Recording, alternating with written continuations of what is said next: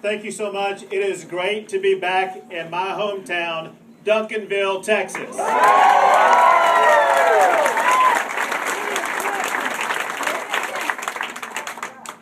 I can tell you right now how our campaign is reaching out and unifying people across the entire state. Because even though I went to the University of Texas,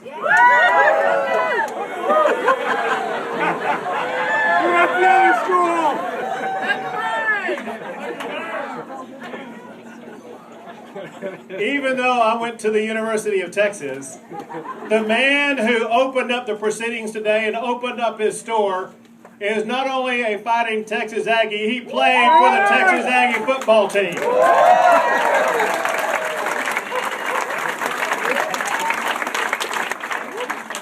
And when the Texas Aggies, behind Johnny Manziel, win the national championship this year, I'll be in front of the line raising my thumb in support of the Texas Aggies.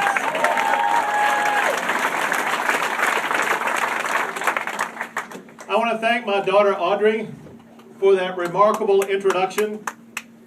You know, it's not all that common to see a teenager get up in front of such a big audience and introduce her dad. But when you think about it, it's not all that common to even see a teenager talk to their parents.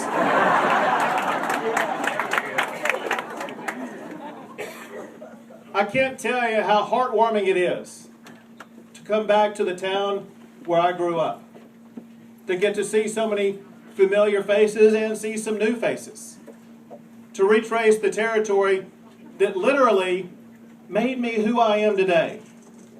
I am incredibly proud that there are some of my close friends from the class of '76 Duncanville High School with me right here.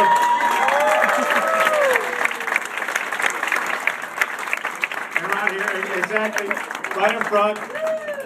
And 1 year before me, 2 years before me,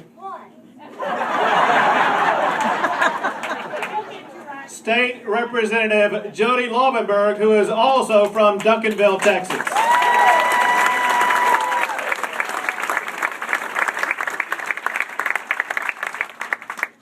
The year that I graduated from high school in 1976 was a year of champions in Duncanville High School. My buddy right here, Larry Long, helped lead the baseball team to a state championship.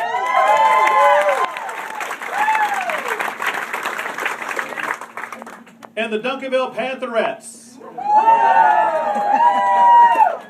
won state championship also.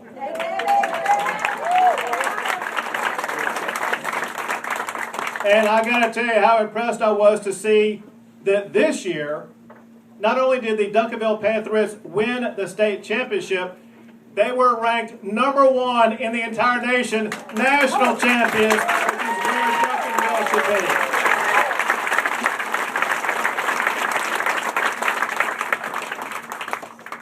Now, as Casey was telling you in the introduction, Duncanville is also the place where I learned about hard work. When we moved here, my brother and I started a lawn mowing business. And we would mow lawns in sweaty summer heat like this, trying to earn a buck and learn the value of hard work. I also learned hard work from my mother, who got involved in a real estate business, John Bass Realtors, located just down the street on the corner of Camp Wisdom and Main Street.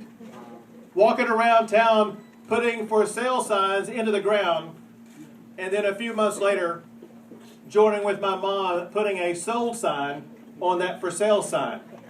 The heartbeat of commerce in Duncanville and across this state. But you know, that's exactly right. My mom, Doris, who's not here because she passed on, but I got to tell you, there's no stronger spirit in the room right now than my mom, who has passed away. Thank God to my mother, Doris, and my dad, Roger.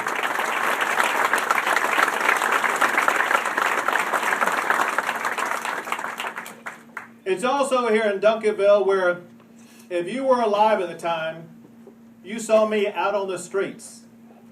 Because every single day, 7 days a week, in 100-degree heat, in freezing sleet, I was out running. I took a path about a half a mile south of here, make that east of here, where I lived on Cherry Street. Headed down center, all the way down to the high school, and came back all the way around, a 5-mile run every single day, instilling in me the kind of perseverance that has continued to propel my life forward. Now, anyone who saw me at that time and hasn't seen me since might be a little confused, because I'm not running anymore. What happened to me is that I continued running all the way past my time in law school. Then when I moved to Houston, Texas, I was out running one day. And while I was out running, a huge oak tree crashed down onto my back, fracturing my vertebrae and my spinal cord, leaving me permanently paralyzed. And I would never walk again. You know, if you want to see what the power of love really looks like, you need to look no further than my wife, Cecilia.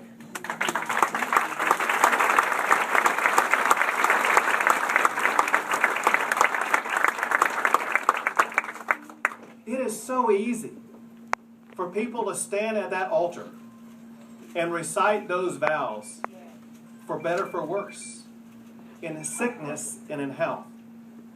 But it is awe-inspiring to see your spouse live up to those vows. Thank you, Cecilia Abbott, for doing just that.